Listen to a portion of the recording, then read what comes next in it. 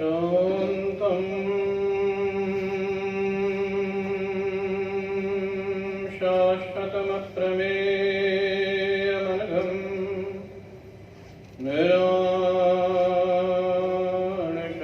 निराणशान्तिप्रदं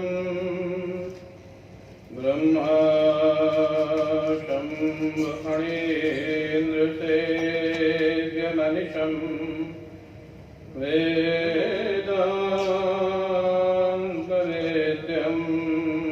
विभुं रामाख्यं जगदीश्वरं सर्वगुरुं मायामनुष्यं हरिं वन्देऽहं करुणाकरं रघुवरं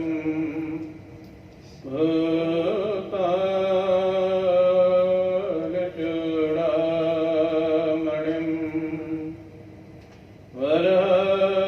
वरपीडं नटवरवपुः कर्णयो कर्णिकारं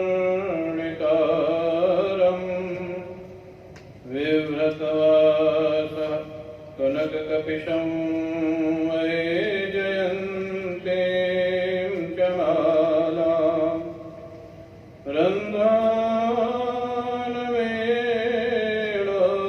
रन्ध्रानवेणोरधरसुधया पूरयन् गोपवृन्दैः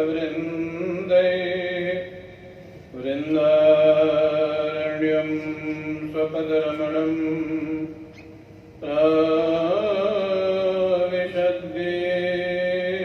विशद्गीतकीर्तिः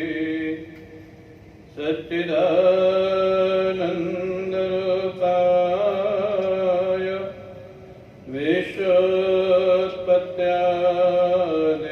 विश्वोत्पत्त्यादिहेतवे तापत्रयविनाशाय श्रीकृष्णाय वयं नमः।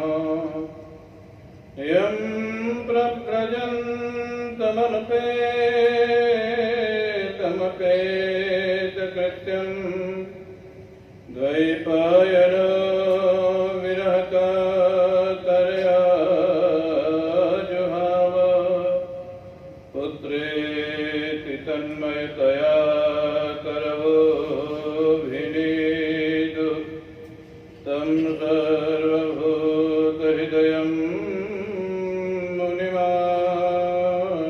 मुनिमानतोऽस्मि।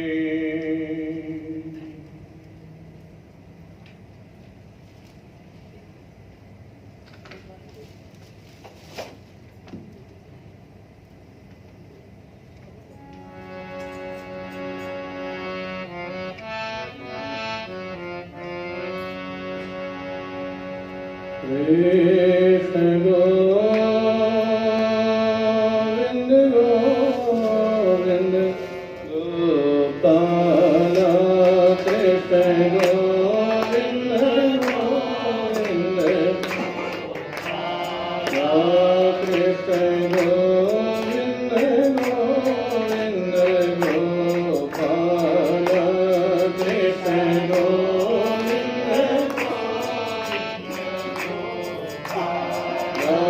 कृष्ण गोविंद गोविंद गोपाल कृष्ण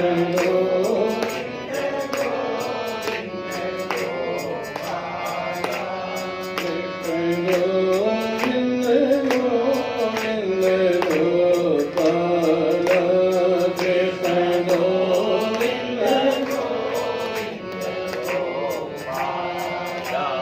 जय मुरली मनोहर नंदलाला जय मुरली मनोहर नंदलाला जय मुरली मनोहर नंदलाला जय मुरली मनोहर नंदलाला कृष्ण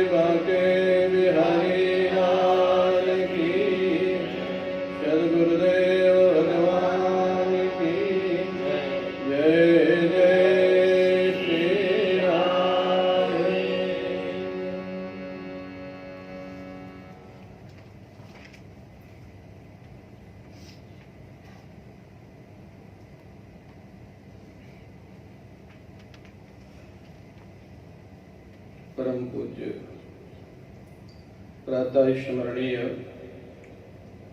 श्री सद्गुरुदेव भगवान के श्री चरणारविंदों में साष्टांग प्रणाम।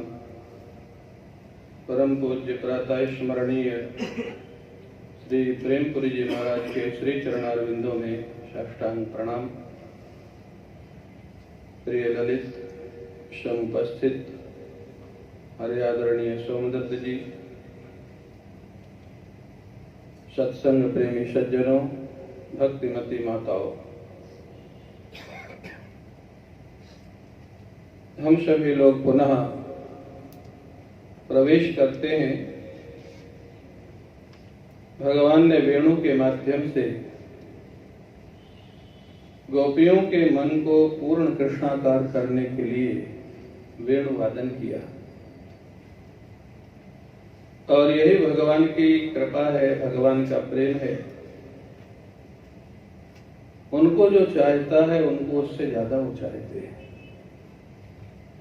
और उनका वचन भी है भगवत गीता में, ये यथा माम प्रपद्यन्ते तांस तथैव भजाम्यहम्। गोपियों का जीवन सरल है, सहज है और गोपियां भी अनेक तरह की हैं। हमारे टीकाकारों ने जो वर्णन किया है, श्रुति रूपा, स्मृति रूपा, नित्य सिद्धा और साधन सिद्धा, गोपियों के 4 प्रकार हैं। श्रुति रूपा माने वेद की ऋचाएं। हमारे गुरु जी कभी कभी विनोद में कहते थे, बोले एक बार ब्रह्म विद्या हिमालय की ओर जा रही थी। बोले कहाँ जा रहे हैं? बोले ब्रह्म की अनुभूति के लिए। किसी महात्मा ने कहा कि जिस ब्रह्म की अनुभूति के लिए तुम हिमालय में जा रही हो, वही ब्रह्म श्री कृष्ण बन करके वृंदावन में लीला कर रहा है। लौट जाओ वृंदावन। और वही ब्रह्म विद्या फिर राधा रानी के रूप में प्रकट हो गई और भगवान कृष्ण के साथ लीला में पूर्ण रूप से सहयोग किया। वो है श्रुति रूपा। इसलिए अगर आप वेदांत में देखें तो शक्ति को ब्रह्म विद्या भी कहा गया है। विद्या और अविद्या उसके 2 भेद किए गए हैं। रामचरितमानस में भी तुलसीदास जी महाराज ने, जहाँ लक्ष्मण जी को राम जी ने समझाया अरण्य कांड में, विद्या क्या है, अविद्या क्या है, माया क्या है, जीव क्या है, ईश्वर क्या है, वहां पर भी विद्या के रूप में भगवती सीता का वर्णन है और माया के रूप में अविद्या का वर्णन है, जिससे संसार मोहित होता है, तो उसको बोलते हैं विद्या। विद्या माने भगवती सीता, भगवती राधा। तो श्रुति रूपा गोपियां हैं। स्मृति रूपा माने स्मृतियां जितनी हैं, भगवत गीता भी स्मृति के अंतर्गत आती है। मनुस्मृति है, भगवत गीता है। इनको भी जब अपने धर्म का ठीक ठीक रहस्य जानने की इच्छा हुई, भगवान कृष्ण ने अंत में अर्जुन से क्या कहा? सर्वधर्मान परित्यज्य। कई लोगों को सुन के बड़ा अच्छा लगता है, भगवान तो बहुत अच्छे हैं, सभी धर्म छोड़ दो। वो पहले ही छोड़े बैठे हुए। जगतगुरु शंकराचार्य जी महाराज लिखते हैं शांकर भाष्य में, सर्वधर्मान परित्यज्य किसके लिए कहा जाएगा? जो धर्म को पकड़े होगा वही तो छोड़ेगा ना। भाई आपने अगर डंडे को पकड़ा है तो कहा जाएगा डंडे को छोड़ दो। आपने डंडे को पकड़ा ही नहीं तो कैसे कहा जाएगा डंडे को छोड़ दो? तो जो धर्मनिष्ठ लोग थे उनके लिए कहा गया है सर्वधर्मान परित्यज्य। जो धर्मनिष्ठ पहले से ही नहीं है उनको थोड़ा कहा गया है। जो धर्म किसी तरह छोड़ने को तैयार नहीं थे, जैसे अर्जुन है, युधिष्ठिर है। अर्जुन ने तो भगवान के कहने से मान भी लिया, लेकिन युधिष्ठिर जी ने माना क्या? युधिष्ठिर जी ने तो भगवान के कहने के बाद भी धर्म छोड़ने को तैयार नहीं हुए। तो प्रसंग आप जानते हैं ना, अश्वत्थामा हतो नरोवा कुंजरो। भगवान ने कहा अश्वत्थामा को अगर मार दिया जाएगा तो द्रोणाचार्य हट जाएगी। और भीमसेन से कहा कि अश्वत्थामा हाथी को मार दो और द्रोणाचार्य जी के सामने कह दो अश्वत्थामा हता, अश्वत्थामा मार दिया गया, पुत्र शोक में वो अलग हो जाएंगे। भीमसेन ने कह दिया अश्वत्थामा हता, द्रोणाचार्य ने कहा अश्वत्थामा को कोई ऐसे मार देगा मैं मान नहीं सकता, ब्रह्मास्त्र तक की विद्या मैंने उसको दिया है, उसको कोई मार नहीं सकता है, मैं तुम्हारी बात पे भरोसा नहीं करता हूं। श्री कृष्ण की योजना थी। श्री कृष्ण ने कहा मैं कहूंगा तो भरोसा करेंगे, बोले तुम्हारी बात पर तो इस अवतार में बिल्कुल भरोसा नहीं करूंगा। तुम्हारा तो प्रारंभ ही झूठ बोलने से हुआ, मिट्टी खाली, बोले ना हम बख्शे तो आनंद। फिर भगवान ने पूछा तो अच्छा किसकी बात पे आप भरोसा करेंगे? द्रोणाचार्य से पूछा, बोले युधिष्ठिर कह दे कि अश्वत्थामा मारा गया तो मैं मानूंगा, युधिष्ठिर झूठ नहीं बोल सकते। भगवान ने युधिष्ठिर से कहा कह दो अश्वत्थामा मारा गया, नहीं द्रोणाचार्य हटेंगे नहीं, इनको कोई हटा नहीं सकता है। युधिष्ठिर जी ने कहा मैं कैसे कह दूं श्री कृष्ण, मेरे को मत पता है कि अश्वत्थामा हाथी मारा गया है, अश्वत्थामा इनका बेटा नहीं मारा गया, मैं कैसे कह दूं? ये तो मिथ्या भाषण होगा, असत्य होगा, पाप लगेगा। भगवान ने कहा पाप पुण्य मेरे ऊपर छोड़ दो, मैं जो कहता हूं कह दो। फिर भी युधिष्ठिर अब धर्म संकट में, धर्मराज है, भगवान की बात न माने तो समस्या और माने तो समस्या। उन्होंने बीच का रास्ता अपने आत्म संतोष के लिए निकाला और भगवान कृष्ण जानते थे कि युधिष्ठिर मेरी बात पूरी मानने वाले ये धर्म को छोड़ेंगे नहीं, मेरे ऐसे ऐसे धर्मनिष्ठ लोग भगवान के कहने के बाद भी जो मिथ्या भाषण करने को तैयार नहीं हुए। भगवान जानते थे नहीं बोलेंगे पूरा मैंने जो कहा है। भगवान शंख लेके तैयार थे। जहां युधिष्ठिर ने कहा अश्वत्थामा हतो उतना तो ठीक था, नरो व कुंजरो जहां कहा भगवान ने शंख बजा दिया। द्रोणाचार्य को सुनाई नहीं दिया नरो व कुंजरो। युधिष्ठिर ने बोल दिया अश्वत्थामा हता, द्रोणाचार्य समझ गए मेरा बेटा मारा गया, धनुष बाण रख दिया और द्रुपद जो उनका स्वाभाविक विरोधी था उसने द्रोणाचार्य को मार दिया। अभिप्राय तेजो श्रुतियों में भी जो धर्म का वर्णन है, इनके धर्म का सार क्या है ये जानना होगा तो श्री कृष्ण को जानना होगा, श्री कृष्ण की बात को मानना होगा। इसलिए कुछ श्रुतियां भी गोपियों का रूप धारण करके भगवान कृष्ण की रासलीला के लिए तैयार होती है। तो श्रुति रूपा, स्मृति रूपा, और तीसरी कौन है? नित्य सिद्धा। नित्य सिद्धा माने ललिता, विशाखा, चंद्रावली, चित्रा, श्यामा, ये जो अष्ट सखियां हैं जो हमेशा भगवान के साथ गोलोक में भी रहती हैं और भगवान जब धराधाम पे आते हैं तो उनके साथ ही अवतार लेती है। उनका अवतार किसी कर्म या अविद्या के कारण नहीं होता है, वो भगवान की नित्य सेवा में रहने वाले दिव्य जीव हैं, परम शुद्ध जीव हैं और वो भगवान के आदेश से आती हैं, भगवान के आदेश से जाती है। जो ललिता सखी है तो ललिता के रूप में तो आई ही, जानते हो कलयुग में भी आई भगवान के आदेश से। ललिता सखी का अवतार कलयुग में हुआ, मालूम है किस रूप में हुआ? नहीं, मीराबाई तो माधवी सखी थी, ललिता सखी हरिदास जी बन के आई। जिन्होंने बांके बिहारी को प्रकट किया वो हरिदास जी ललिता सखी के अवतार है। तो अभिप्राय ये जो सखियां हैं इनको बोलते हैं नित्य सिद्धा, माने जो भगवान के आदेश से भगवान की आज्ञा पालन के लिए आती हैं, भगवान की लीला में शामिल होती है और लीला पूर्ण होने के बाद भगवान के साथ ही गोलोक धाम को जाती है। ये नित्य सिद्धा है, जिनको हम लोग वेदांत की भाषा में कारक पुरुष बोलते हैं, भक्ति की भाषा में नित्य सिद्धा बोलते हैं। और साधन सिद्धा, चौथी तरह की गोपियां कौन है? साधन सिद्धा।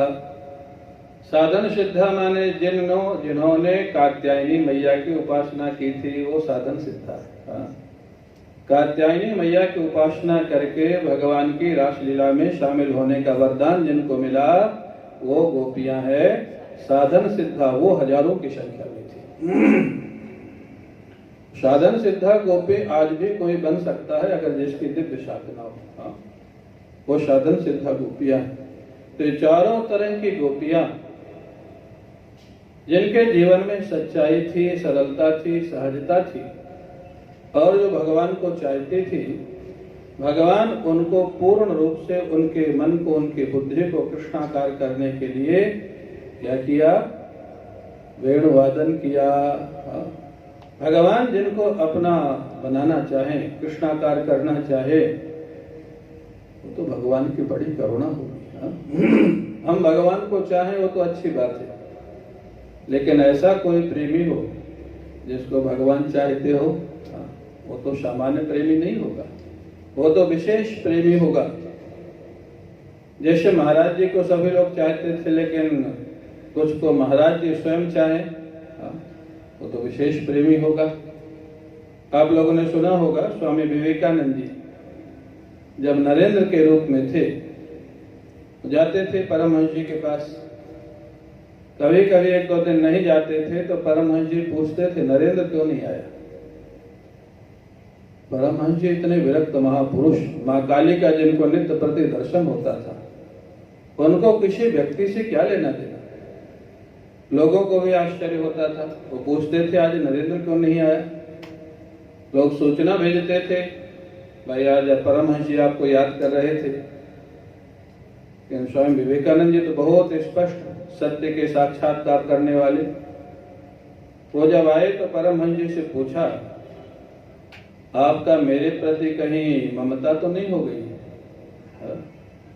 उन्होंने पूछा जैसे राजर्षि भरत की ममता मृग के बच्चे से हो गई थी, ऐसे आपकी ममता मेरे प्रति तो नहीं हो गई। परमहंस जी मुस्कुराए, उन्होंने कहा नरेंद्र तुम मुझको क्या मानते हो। बोले मैं आपको भगवान के रूप में मानता हूँ। परमहंस जी बोले तुम मेरे को भगवान के रूप में मानते हो, मैं तुमको भगवान के रूप में जानता हूँ। मेरे को मालूम है तुम्हारे द्वारा क्या काम होना है। ये ममता नहीं है, ये आगे का भविष्य हो तुम। आगे तुम्हारे द्वारा क्या काम होना है। और शिकागो में उनका जो भाषण हुआ विवेकानंद जी का, जिसके माध्यम से पूरे देश में हिंदू धर्म की स्थापना की उन्होंने, वहां पर उनके जीवनी में वर्णन है। पहले तो उनको समय ही नहीं मिला था, शून्य मिला था या 2 मिनट का था, जो भी मिला था उसी में वो 14-15 मिनट बोले, सब मुग्ध होकर के सुनते रहे। फिर अगले दिन फिर उनको कहा गया बोलने के लिए। तो उनके जीवनी में वर्णन है कि वो जब अपने कमरे में रहते थे, वो कहते थे कि हमारे गुरु जी ने हमको कहाँ फंसा दिया इतने लोगों के बीच में, अब कल क्या फिर बोलना है। तो वहां पर जो बगल में कोई फिलोसफर था, सब लोग एक ही जगह, हर देश के हर धर्म के लोग वहीं ठहरे हुए थे, उसने अगले दिन पूछा कि रात्रि में तुम्हारे पास कौन था। उन्होंने कहा कि नहीं कोई नहीं। बोले नहीं, 2 लोगों की आवाज आ रही थी। परमहंस जी आके रात्रि में उनको बताते थे कि कल तुमको क्या बोलना है। रामकृष्ण परमहंस सिद्ध पुरुष थे। तो अभिप्राय, हम भगवान को चाहें वो एक बात है, हम सदगुरु को चाहें एक बात है, लेकिन भगवान और सदगुरु हमको चाहने लग जाए, वो समझ लेना कोई सामान्य साधक नहीं हो सकता है, सामान्य व्यक्ति नहीं हो सकता है। तो गोपियां भगवान कृष्ण को चाहते थे, वो तो था ही, लेकिन भगवान कृष्ण गोपियों को चाहते थे कि नहीं? क्या मानना है आप लोगों का? चाहते थे। भगवान जब मथुरा चले गए तो गोपियों के लिए असुरपात करते थे कि नहीं? भाई भक्त भगवान के लिए असुरपात करे वो बात तो समझ में आती है, लेकिन भगवान रामचरितमानस में श्री भरत के लिए और श्रीमद् भागवत में गोपियों के लिए ऐसे 2 महापुरुष हैं, महाभक्त हैं, जिनके लिए भगवान असुरपात करते हैं। उन गोपियों के लिए भगवान ने वेणुवादन किया। क्यों? उनका इतना अच्छा जीवन है, भगवान चाहते इनका पूरा जीवन कृष्णाकार हो जाए। श्री कृष्ण की स्मृति में, श्री कृष्ण के दर्शन में, जब सामने श्री कृष्ण हो तो उनके दर्शन में कृष्णाकार रहे, और जब सामने श्री कृष्ण न हो तो उनके ध्यान में कृष्णाकार रहे।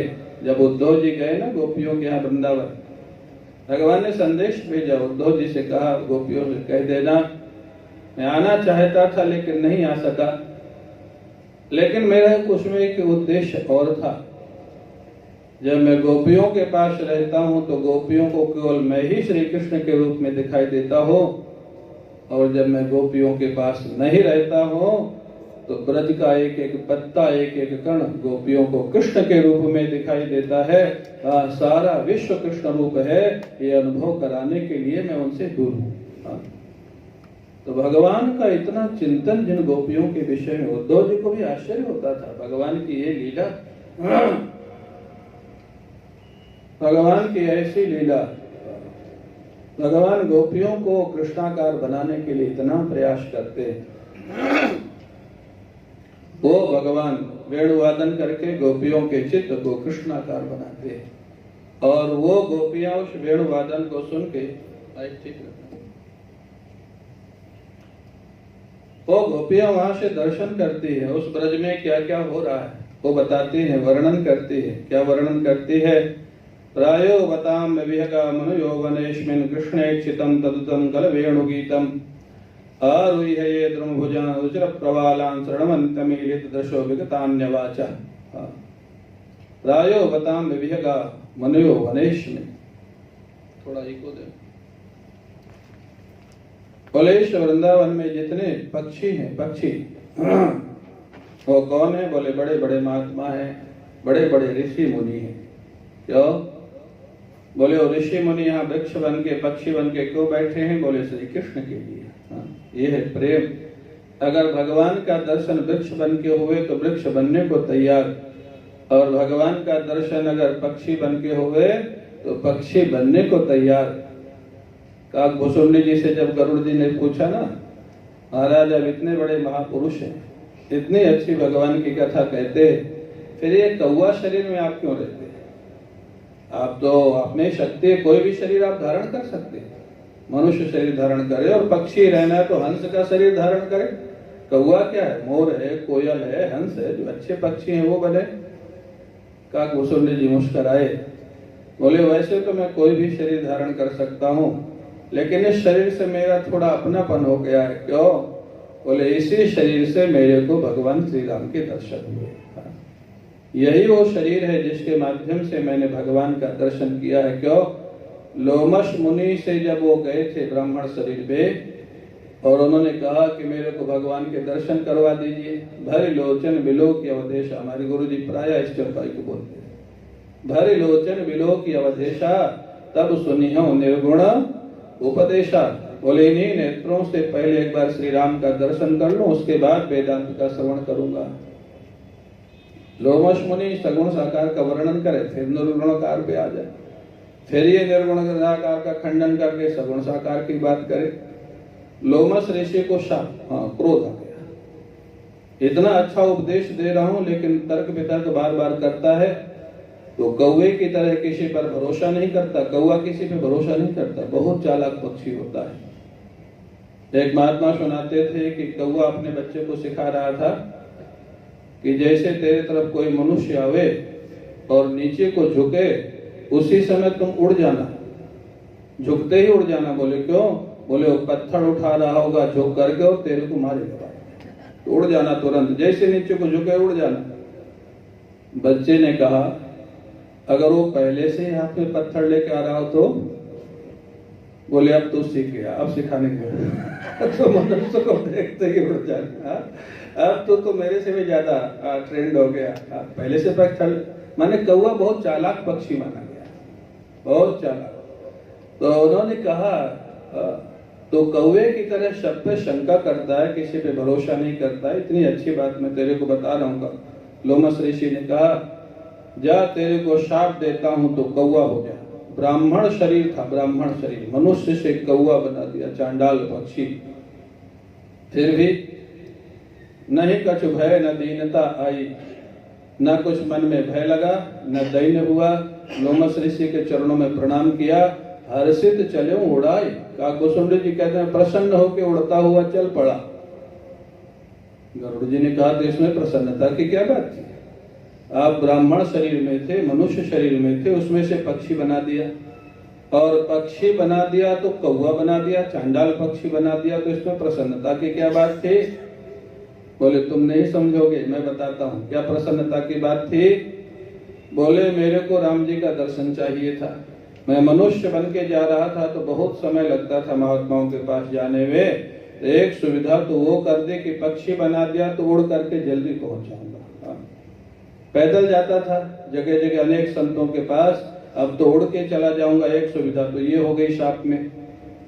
बोले दूसरी सुविधा क्या हो गई? बोले अगर हंस बनाते, मोर बनाते, तोता बनाते, कोयल बनाते तो कोई पकड़ के पिंजड़े में बंद कर लेता। कौआ को कोई बंद करेगा? कौआ को कोई घर में पिंजड़े में रखेगा, पालतू बनाएगा?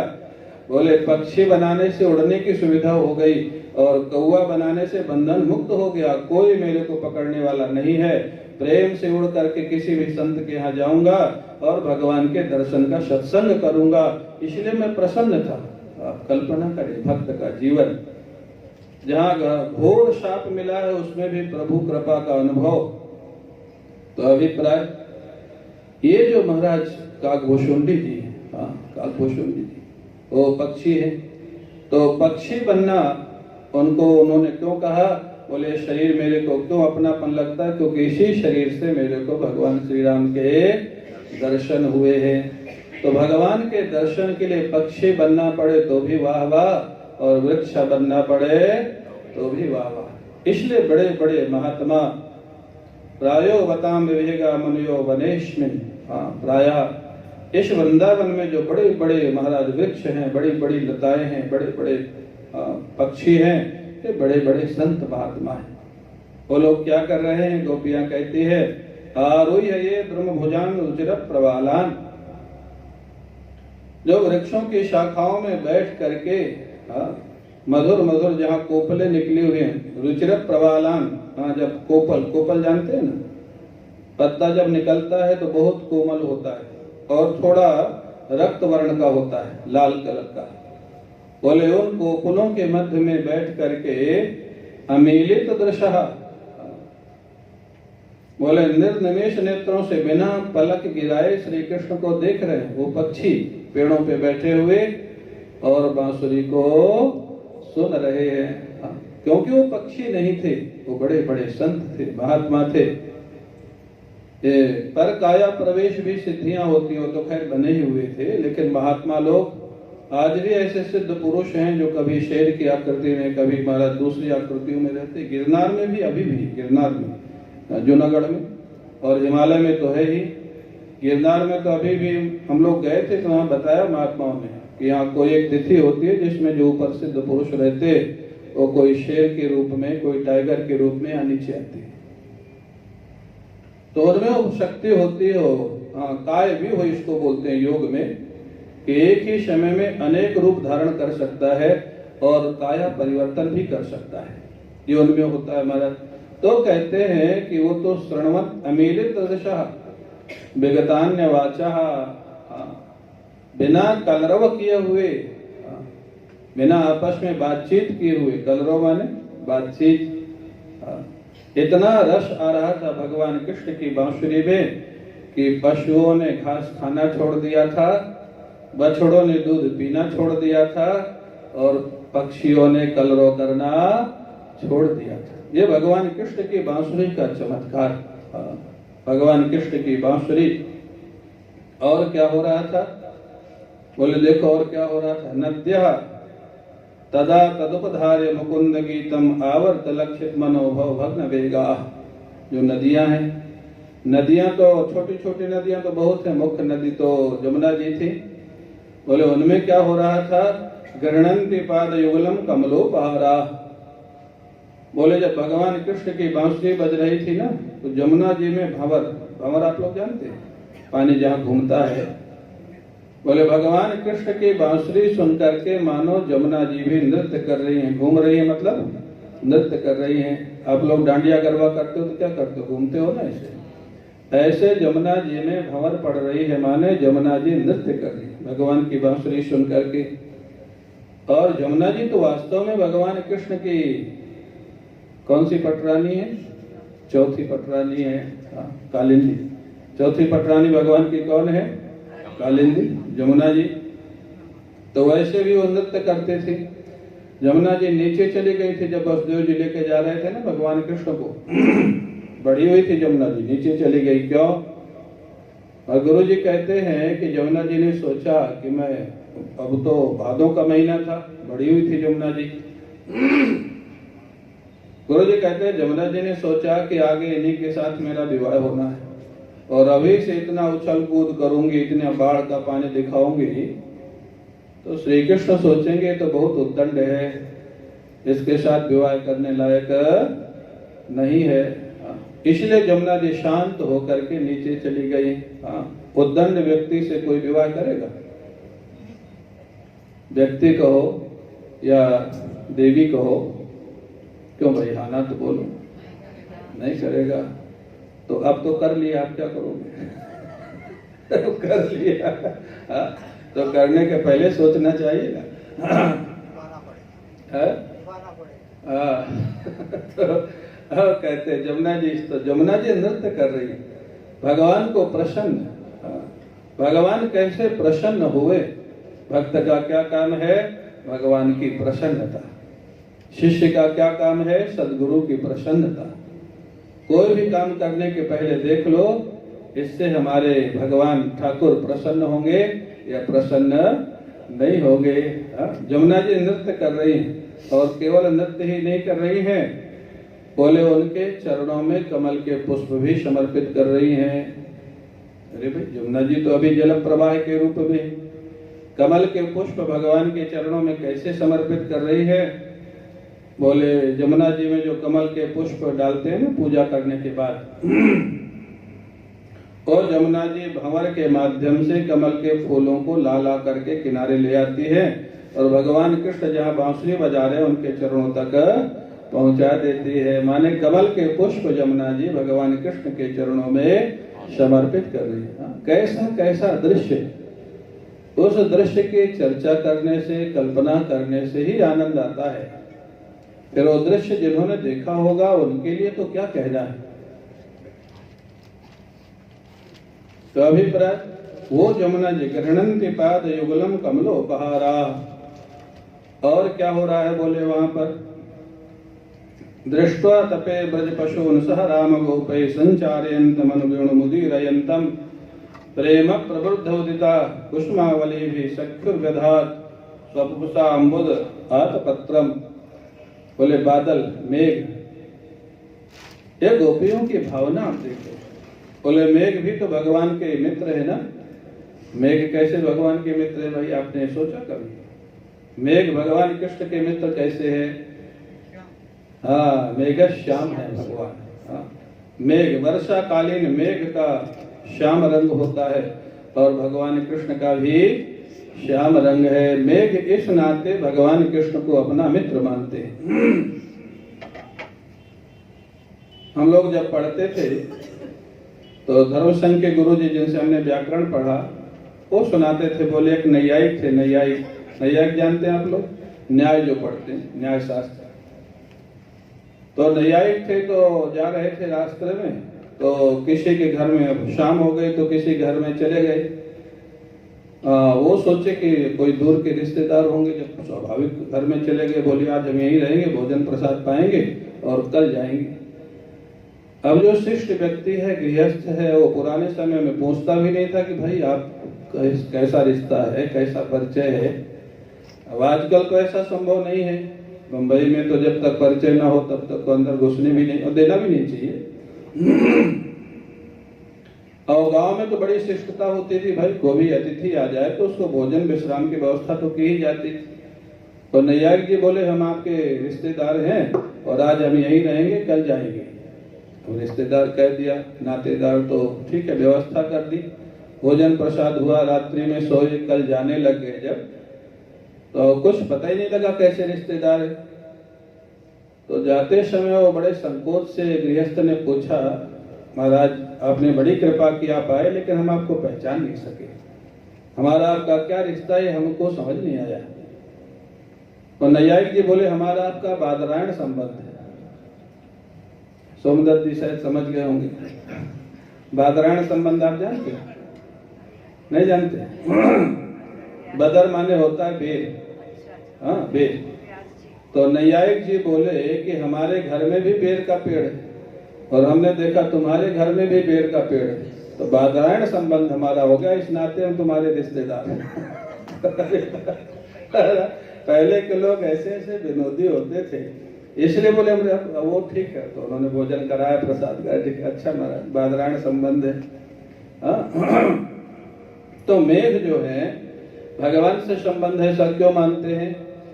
बोले हमारा मेघ श्याम है भगवान।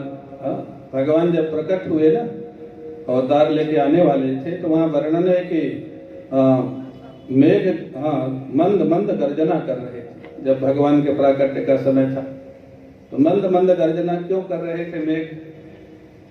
महाराज जी कहते हैं कि मेघ बहुत दिनों से क्षीर सागर से कह रहे थे तुम्हारे अंदर भगवान का निवास है और हमको भी दर्शन करा दो। क्षीर सागर उनको डांट लगाता था, बोले ऐसे थोड़ा भगवान का दर्शन होता है। भगवान के दर्शन के लिए कुछ साधना करनी पड़ती है, निष्काम सेवा करनी पड़ती है, भक्ति करनी पड़ती है। मेघों ने पूछा तो हम क्या करें, आप बताओ। बोले समुद्र से खारा पानी लेके जाओ और मीठा बना करके सारी दुनिया में वर्षा करो, ये तुम्हारी निष्काम सेवा होगी, इससे तुम्हारा मन शुद्ध होगा, उसके बाद भगवान कृष्ण का तुमको दर्शन होगा। तब से मेघ लगे हुए हैं, तब से बादल लगे हुए हैं, समुद्र से खारा पानी लेते हैं और मीठा बना करके सबको देते हैं। देते हैं कि नहीं देते? खाना तो बोलते चलो। अब महाराज जब भगवान का प्राकट्य होने वाला था और मेघों को पता लगा इस अवतार में भगवान कृष्ण मेघ श्याम होके आने वाले हैं, मेघों के वर्ण में आने वाले हैं, तो समुद्र के किनारे जाके मंद मंद गर्जना करने लग गए। क्यों गर्जना करने लग गए? माने समुद्र को चिढ़ा रहे। क्यों भाई, अब कैसे रोकोगे हमको दर्शन से? अब तो हमारे संबंधी बन के आ रहे हैं, मेघ श्याम बन के आ रहे हैं, अब तो हम उनका दर्शन करेंगे ही। तो इसलिए मेघ भगवान कृष्ण को अपना संबंधी मानते हैं, इसलिए प्रेम प्रवृत्त उदित। अपना प्रेमी आवर हृदय में प्रेम ना आवे तो प्रेमी किस बात का? आंखों से, उसकी क्रिया से, उसके आदर सत्कार से। आजकल का जो प्रेम है ना, वो तो भगवान मालिक है उसका। आजकल का प्रेम बहुत बनावटी है, बहुत बनावटी। आएंगे तो इस्माइल करके बात करेंगे, जाएंगे तो कहेंगे पता नहीं कहां से आ गया। क्यों आ गया? आएंगे तो आई आई आई आई, ऐसे लगेगा जैसे इनसे बड़ा प्रेमी कोई है ही नहीं। जाएंगे तो पता नहीं कहां से सब लोग आ जाते हैं हमारा समय खराब करने के लिए। ये प्रेम जो आज का दुनिया का प्रेम है ना, बहुत कठिन, बहुत बनावटी है, बनावटी।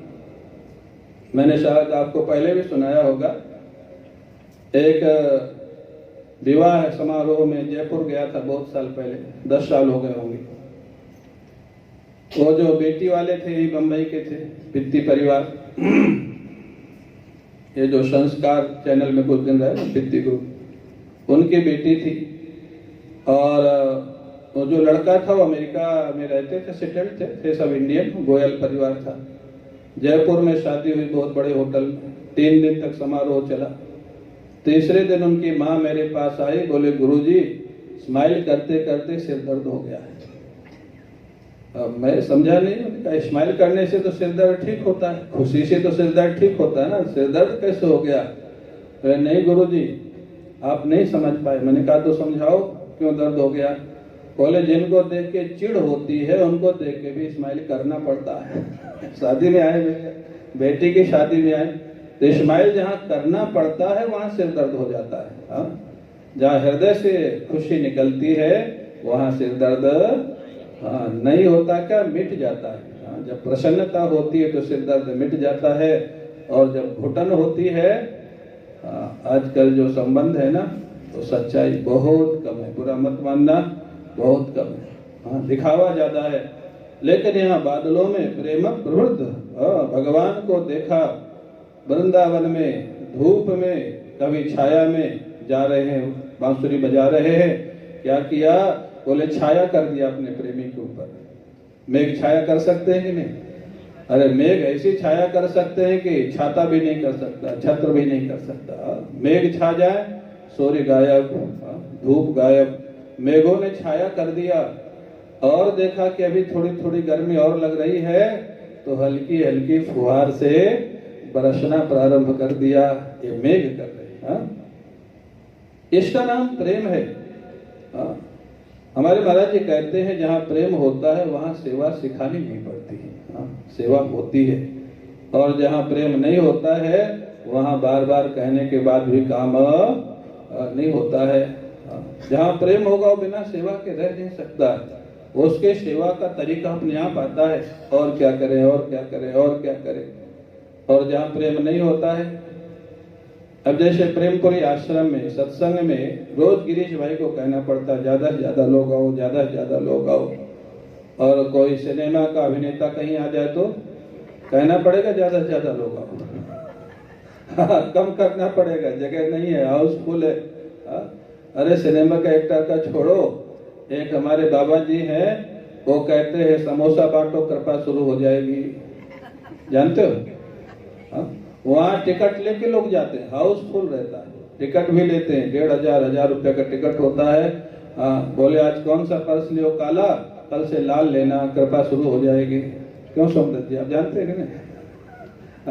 वो पहले बिहार में कोयला के खदान का काम करते थे, घाटा लग गया तो इधर ये काम करने लग गए। अब इसमें फायदा ही फायदा है, क्योंकि इसमें इन्वेस्टमेंट तो कुछ है ही नहीं। तो अभिप्राय क्या है, जहाँ प्रेम होता है वहाँ अपने आप व्यक्ति जाता, कहना नहीं पड़ता है।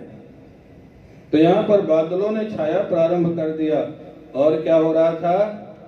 गोपियां कहती और देखो, हंताय मद्रिरबला हरिदास वर्य यद राम कृष्ण चरण परशत प्रमोद मानम तनोति सह गो गणयोर तयोर यद पानी ये सुयवस्का कंदर कंद मूलैहि। हंताय अद्रिरबला, हे अबलाह गोप्या, देखो तो सही, ये गिरिराज जी हरिदास वर्य, ये सर्वश्रेष्ठ भगवान कृष्ण के प्रेमी है। कौन सर्वश्रेष्ठ प्रेमी कौन है? गिरिराज जी। हरिदास वर्य शब्द का प्रयोग है गिरिराज जी के लिए, हरिदास वर्य, ये भगवान कृष्ण के सबसे बड़े प्रेमी है। बोले क्यों? वो बोले केवल श्री कृष्ण की व्यवस्था नहीं करते, ये श्री कृष्ण के प्रेमियों की भी व्यवस्था करते।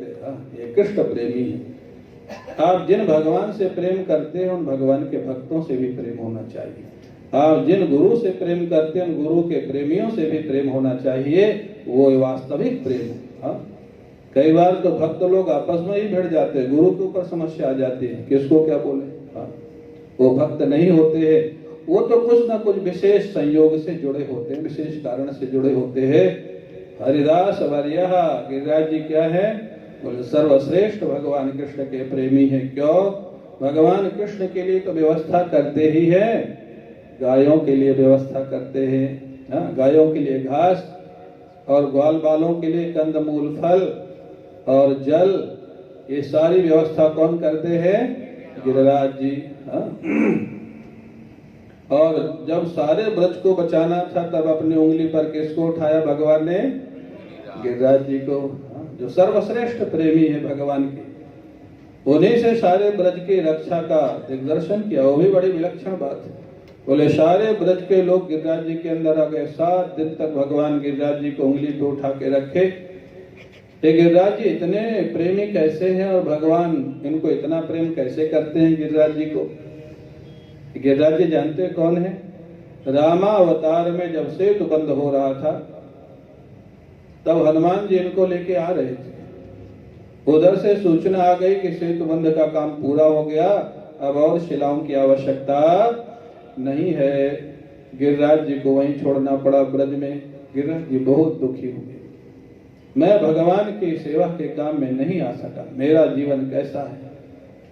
भगवान को जब पता लगा, भगवान ने गिरिराज जी से कहा तुम चिंता मत करो, तुम्हारा इतना भाव है तो अगले अवतार में, इस अवतार में सेवा का कार्य होता तब तो तुम्हारे ऊपर से लोग जाके समुद्र पार करते। अगले अवतार में, कृष्ण अवतार में, मैं तुमको 7 दिन तक अपने हाथ में धारण करूंगा, जिससे सारे लोग तुम्हारे नीचे रह करके अपने जीवन की सुरक्षा करेंगे। ये सौभाग्य मैं तुमको द्वापर में दूंगा। तब से वरदान दिया हुआ था। और भगवान ने जैसे ही उठाया, गिरिराज जी को वहां लिखा है लीला दधार, लीला पूर्वक माने स्पर्श किया, गिरिराज जी अपने आप उठ गए, उठाना नहीं पड़ा। एक उंगली पे 7 वर्ष के भगवान और 7 दिन तक एक उंगली पे उठाए रहे। 7 7 कोष के गिरिराज जी माने 21 किलोमीटर के गिरिराज जी, वहां पर लिखा है कि ब्रज के सारे बछड़े, गैया, ग्वाल बाल, गोपियां, ये तो सब गिरिराज जी के नीचे आ गए, उनकी रक्षा हो गई।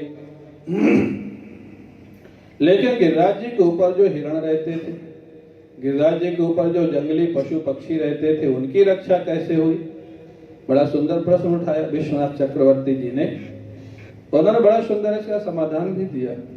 बोले जो इंद्र ने बादलों को भेजा था वो प्रलयकालीन बादल थे, भयंकर वर्षा कर रहे थे, और जो बहुत ज्यादा वर्षा करते हैं बादल भयंकर, वो बहुत नीचे होते हैं। जैसे कुछ वर्षों पूर्व यहाँ वर्षा हुई थी ना, जब हाई टाइड हुआ था, बहुत लोग फंस गए थे, बहुत लोगों की डेथ हो गई थी। ललित भी हमारे 24 घंटा फंसे हुए थे उसमें। वो मैंने देखा था, बादल इतने नीचे थे, बिल्कुल काले काले बादल, इतनी जोर बारिश। मैं महालक्ष्मी में था जब बारिश शुरू हुई, शायद दीपा सूर्यवाला साथ में थी, और घर पहुंचते पहुंचते तो इतनी ज्यादा बारिश हो गई। तो अभी प्राय वो बादल बहुत नीचे थे। इंद्र ने जिनको भेजा था वर्षाकालीन जो बादल, प्रलयकालीन, भगवान ने गिरिराज जी को इतनी बुद्धिमानी से ऊपर उठाया कि आधे गिरिराज जी बादलों से ऊपर चले गए। तो गिरिराज जी के ऊपर रहने वाले जो हिरण इत्यादि थे वो तो बादलों के ऊपर ही चले गए, तो उनके ऊपर तो वर्षा ही नहीं हो रही थी। वर्षा तो नीचे हो रही थी। देखो भगवान की लीला और गिरिराज जी का प्रेम। जो गिरिराज जी में रहते थे उनकी रक्षा ऊपर उठा के कर दिया, और जो ब्रज में रहते थे उनकी रक्षा गिरिराज जी के नीचे करके कर दिया। इसलिए हरिदास वर्य गिरिराज जी क्या है? वो भगवान के सर्वश्रेष्ठ प्रेमी है। क्यों? जो भगवान की भी सेवा करते हैं। यद राम कृष्ण चरण परश प्रमोद मानम तनो दिशागो गणयो स्तयोयत। ग्वाल बालों की जो व्यवस्था करते, गायों की जो व्यवस्था करते, बछड़ों की जो व्यवस्था करते हैं, भगवान की जो सेवा करते, कंद मूल फल जल इत्यादि के द्वारा जो सबका ध्यान रखते हैं, वो गिरिराज जी महाराज। ये गोपियां, और गोपियां घर में बैठे बैठे इतना सुंदर वर्णन कोई कथावाचक कर सकता है क्या, जैसा गोपियां कर रही। गोपियों ने कोई कथा पढ़ी थी, कहीं भागवत पढ़ी थी? नहीं। ये है कृष्ण प्रेम। कृष्ण प्रेम में उनके हृदय के उद्गार निकल रहे थे। वो गिरिराज जी को गोपियां कहती, हम प्रणाम करते हरिदास वर्या। अंत में गोपियों ने कहा, वेणु का अगर पूर्ण रूप से निष्कर्ष निकाला जाए तो क्या हुआ? अष्पंदनम गतिमताम पुलकस तरुणाम।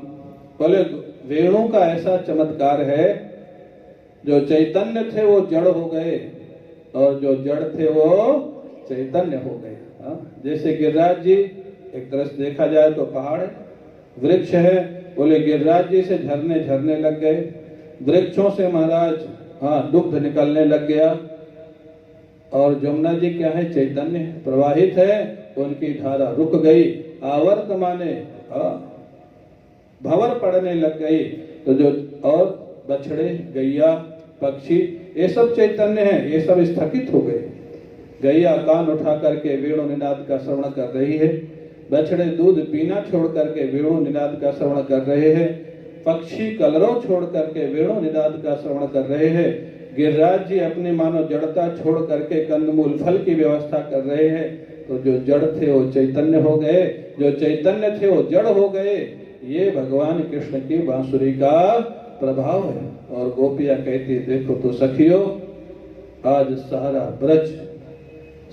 ब्रज भगवान कृष्ण की बांसुरी के निनाद के प्रेम में डूबा हुआ है।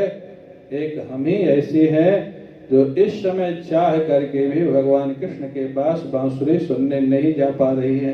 क्या मर्यादा है, क्या प्रेम है। प्रेम दिखा दिया कि सारे ब्रज का वर्णन कर दिया घर में बैठे बैठे, उनको वहीं से सबको दिखाई दे रहा है। और मर्यादा यह है कि एक भी गोपी बांसुरी सुन करके घर छोड़ के श्री कृष्ण के पास नहीं गई। क्या निश्चय किया?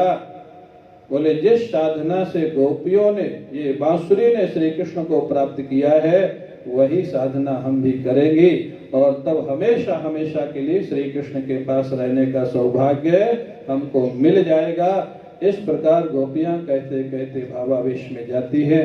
और आगे फिर वही इसी अध्याय के बाद कात्यायनी उपासना का वर्णन है। सोचा ही नहीं, हम में आप में बहुत लोग सोचते सोचते ही 50 साल निकाल देते हैं। बस अब करेंगे, अब करेंगे, अब करेंगे, अब करते करते जीवन का आधे से ज्यादा समय निकल जाता। गोपियों ने सोचा अगले दिन से प्रारंभ कर दिया कात्यायनी उपासना। और वो कथा फिर आप जानते हैं, कात्यायनी उपासना के बाद भगवान को प्राप्त कर लिया, और प्राप्त ही नहीं कर लिया, भगवान ने कहा आगे आने वाली रात्रियों में तुम्हारे साथ मैं महाराज करूंगा। ये वेणु निनाद का फल था। क्यों? भगवान जिन गोपियों को कृष्णाकार बनाना चाहते हैं, कृष्णमय बनाना चाहते हैं, वो गोपियां कृष्णमय न बने, ऐसा नहीं हो सकता है।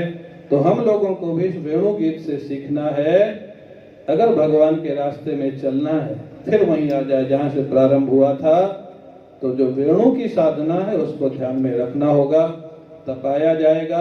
वंशवाद, क्षेत्रवाद, जातिवाद से अलग किया जाएगा, अंदर से खाली किया जाएगा, और लोग क्षेत्रान्वेषण भी करेंगे, कुछ ना कुछ बोलेंगे। उस बोलने को भी क्या बोलते हैं, इग्नोर किया जाएगा। बोलते हैं, बोल दे लो। कोई अच्छा कहे, मीराबाई कहती थी ना, मैं तो गिरधर हाथ बिकानी, अब तो होनी होय सो होय। मैं तो लियो गोविंदो मोल, कोई कहे महंगो, कोई कहे सूंगो, कोई कहता बहुत महंगा है, कोई कहता है सस्ता है। मैं तो लियो रे बजंता ढोल, मैं तो लियो गोविंदो मोल। अभिप्राय दुनिया की चिंता न करके अगर भगवान के रास्ते में चलना है, वेणु के जैसा प्रेम पाना है, तो हमको निश्चिंत होकर के, आनंदित होकर के, सम्मान मिले तो भी कृष्ण प्रेम और अपमान मिले तो भी कृष्ण प्रेम। बहुत लोग अच्छा कहें तो भी ठीक है, बहुत लोग बुरा कहें तो भी ठीक है। अच्छा बताओ, मोदी जी बहुत अच्छा काम कर रहे हैं, बहुत लोग उनका अच्छा कहते हैं, लेकिन उनको चोर कहने वाले भी लोग हैं कि नहीं? है ना? वो कहेंगे, आप क्या करेंगे, उसको कोई रोक नहीं सकता है। राम जी के, जानकी जी के ऊपर भी कलंक लगाने वाले लोग मिले कि नहीं मिले? और कृष्ण जी के विरोध में तो 50% से ज्यादा लोग उसी समय थे, जब श्री कृष्ण थे, उनके विरोध में। तो ये संसार का नियम है, और ये समाज ऐसा है, पहले विरोध करेगा, बाद में कहेगा वो तो बहुत अच्छे थे। आप क्रिश्चियन धर्म में देखो, जिनको आज सबकी पूजा होती है, उनके साथ क्या हुआ? वो क्रॉस का जो चिन्ह लगाते हैं, वो क्यों लगाते हैं? उनके साथ क्या हुआ था? वो कहने की जरूरत नहीं, आज उसकी सब पूजा करते हैं। जब वो थे तब उनके साथ क्या हुआ? अभिप्राय, ये समाज ऐसा ही है, संसार ऐसा ही है, इसकी चिंता करोगे तो कुछ नहीं कर पाओगे। महाराज जी कहते थे, ठाके वो कथा से महाराज जी ने सुनाया, बाबा ने सुनाया, बोले पति पत्नी थे और शायद एक बच्चा था या नहीं था, जो भी था, मेरे को ठीक याद नहीं है। वो घोड़े को लेके जा रहे थे दूसरे गांव। बोले दोनों बैठे थे, बच्चों को बैठाए थे। गांव से निकले, लोगों ने कहा देखो कितने निर्दयी है, 3-3 लोग एक एक घोड़े पे बैठे। अब महाराज तीनों उतर गए, आगे के गांव से निकले तो बोले देखो कितने बेवकूफ है, घोड़ा पैदल जा रहा, तीनों पैदल जा रहे हैं, क्या करें?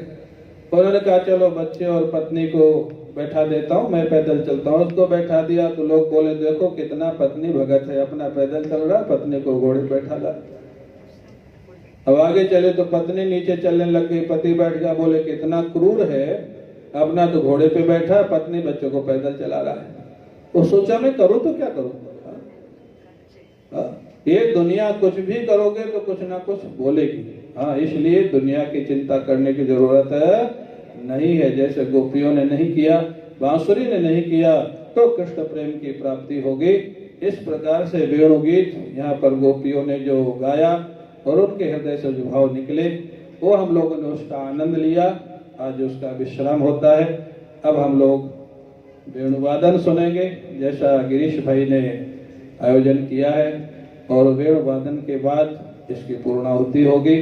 बोले बांके बिहारी लाल की जय जय।